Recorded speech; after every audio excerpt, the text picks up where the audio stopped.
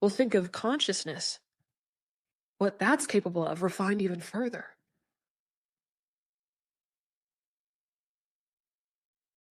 As we evolve in consciousness, we see that our ability to detach ourselves from this individual experience increases. It becomes easier for us. Neuroplasticity is the ability of the mind to, rewire and change its connections. Well, in order to do that, we also have to be able to detach from these old connections. In a state of deep samadhi, deep meditation, naturally the brain is rewiring itself because every time you come out of it, you can feel a difference. Suddenly you're less reactive. Your perception changes. You're more loving, or you just see and feel something different, a different quality of life that wasn't there before. It's like a part of you has detached from one experience of life and has instead moved into a new experience that wasn't there before, that is qualitatively very different. That is the divine power in our lives. That when we establish ourselves in that through deep, deep meditation, when we find the stillness, the epicenter of our minds, at the very center, the very heart of our minds and our beings is a single pointedness that leads to stillness. Because if there's anything we know about that which is manufactured, you can always find the manufacturer's fingerprints in whatever they manufactured.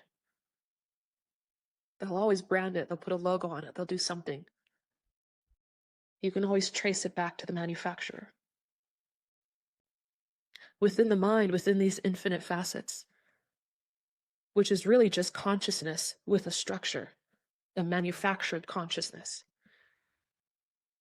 Well, if you go deeper into the recesses, if you go deeper, right, it's like the ocean, right, the very surface level of the ocean, very turbulent, full of lots of waves, right? If you're only here at the surface level, life seems very turbulent. It seems like there's a lot happening.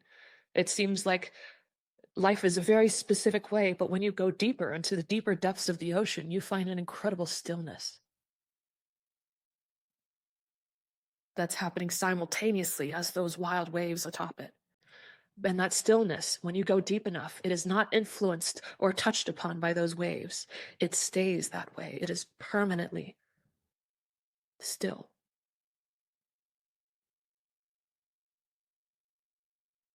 There is a part of consciousness that is always there within yourself, right? The manufacturer. There is always something that resides there that is permanently still. You don't have to make it still. It already is stillness.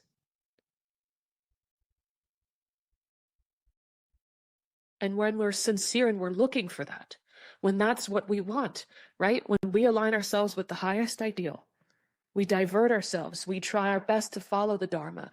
What happens naturally is our beings begin to purify. We become more innocent and pure. And what this innocence and purity is, right? It's not naivety. What innocence and purity is unadulterated consciousness. It's consciousness without the additional mental modifications of perception. Purity is in a moment when there's chaos happening around you to be connected with love and stillness and grace, to see the beauty behind every moment.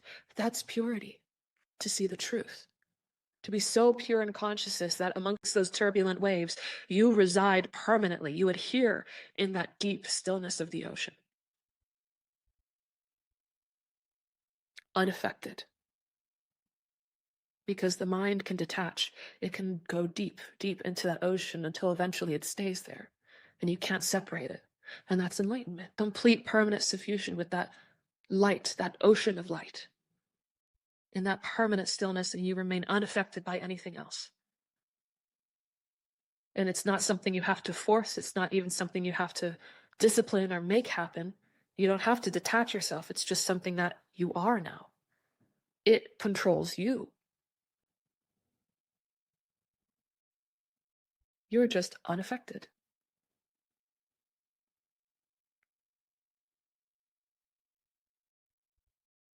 Right? If you suddenly get those $1 billion, what do you care if you lose a penny? You probably wouldn't even notice.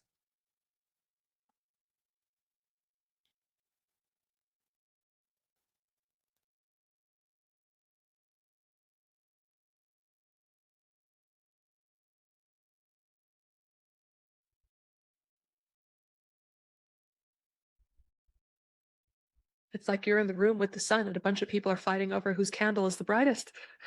You don't even notice. It's just so insignificant that it doesn't even matter to you. And those who don't understand can call you ignorant, or they can call you naive, or they can insist that you're maybe immature, you're not taking life seriously, you don't get it. When in reality, you probably get it more than anybody else. You're just unbothered because you live in that perfect.